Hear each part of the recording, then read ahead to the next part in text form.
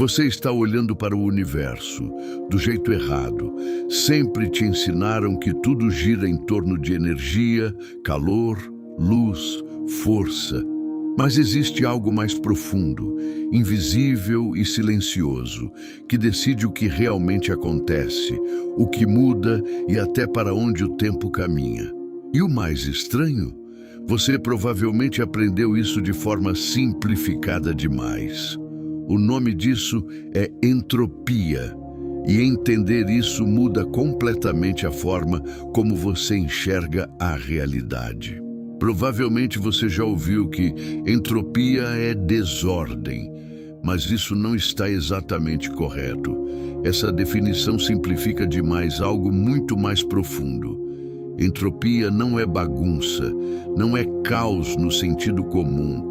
É a tendência natural de tudo o que está concentrado, organizado e estruturado, se espalhar.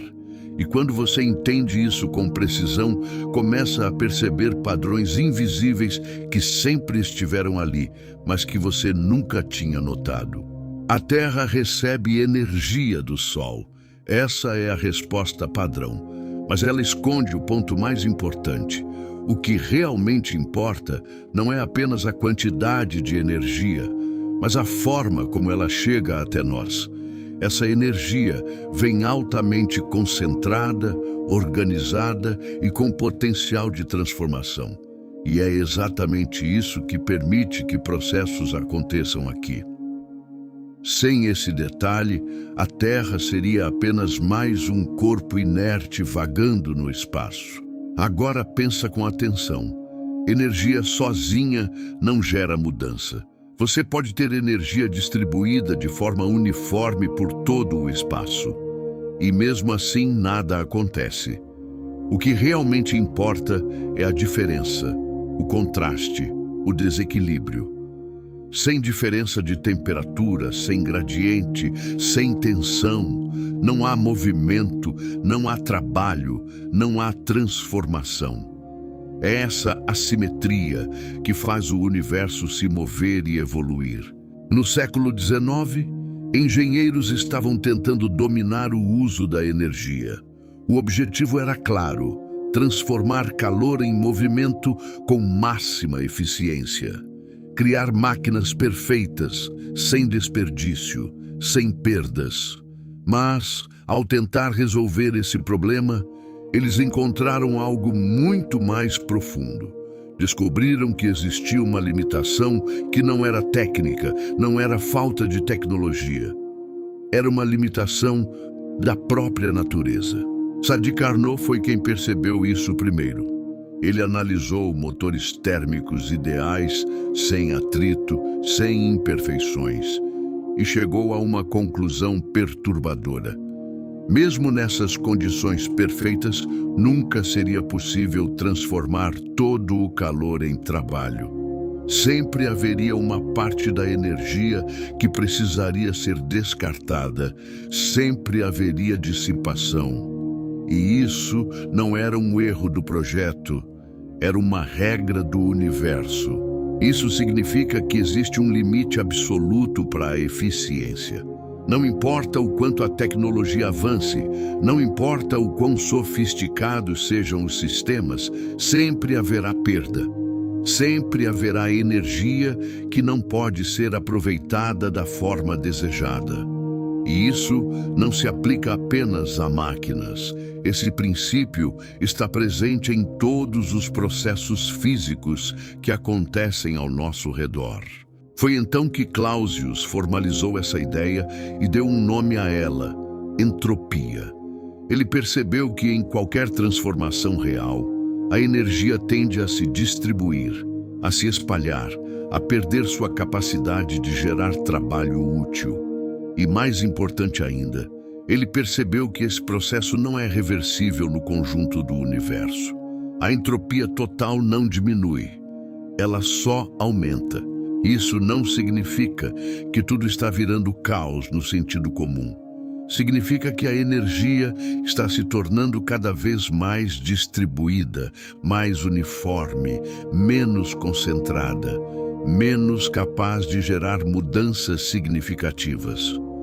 O universo não está se bagunçando. Ele está se nivelando, perdendo contrastes, caminhando lentamente para um estado de equilíbrio térmico. E aqui vem o ponto mais interessante.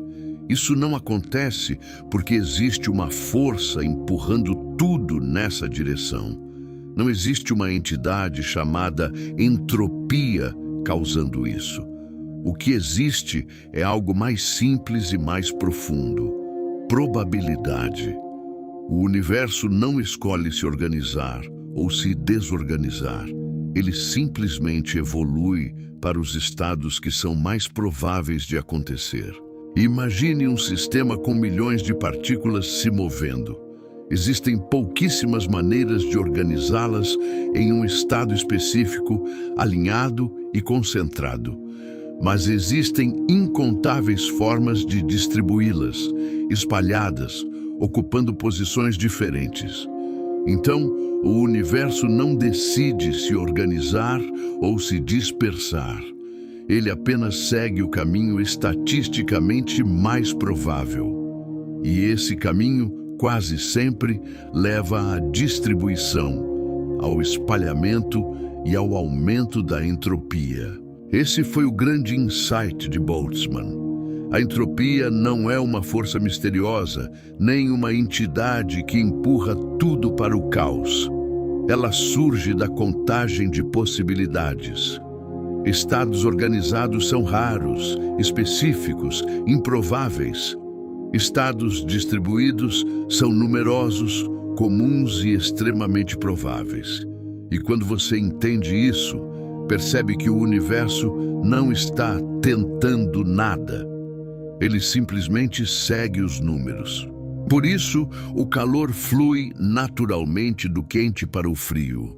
Não porque existe uma regra mágica obrigando isso, mas porque existem infinitamente mais maneiras de essa troca acontecer nesse sentido. O contrário não é impossível, mas é tão improvável que praticamente nunca acontece em escala observável.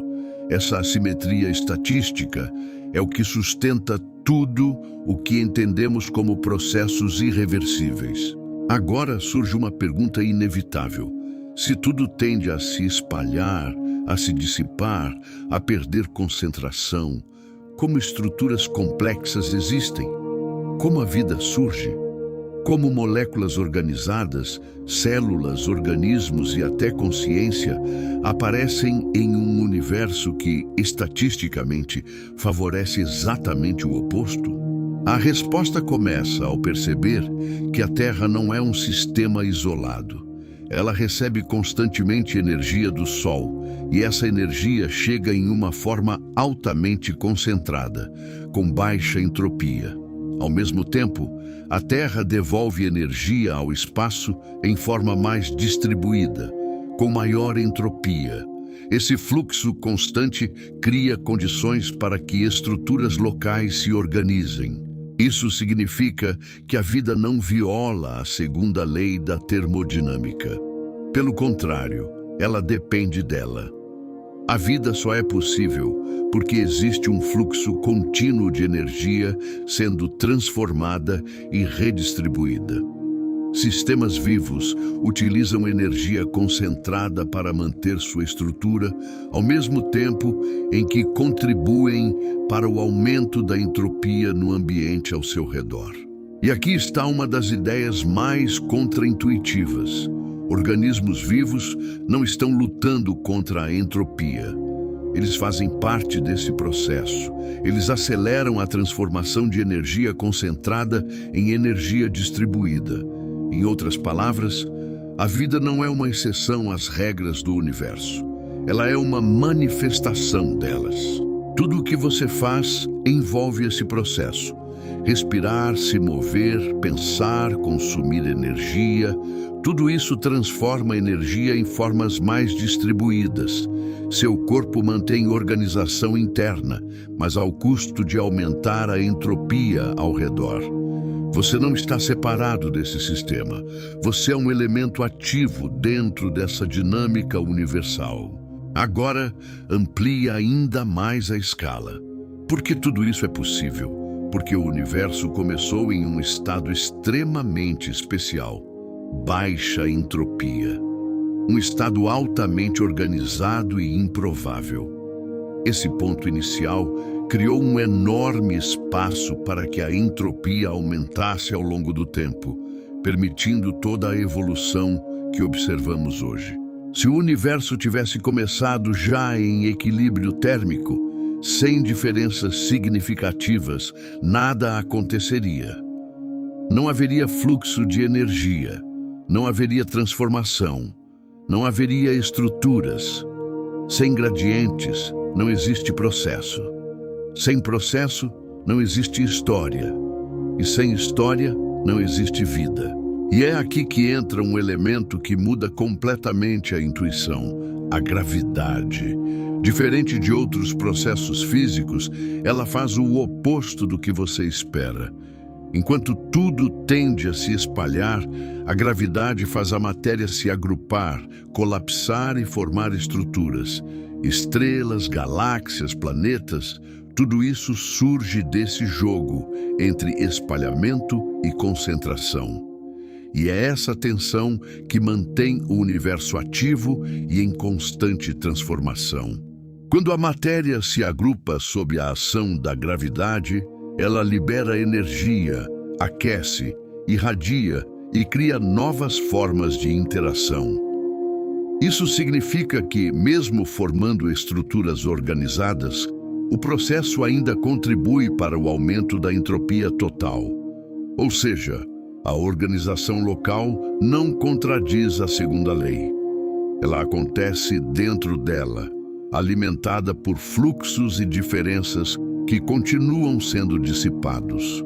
E no limite desse processo, surgem os objetos mais extremos do universo, os buracos negros.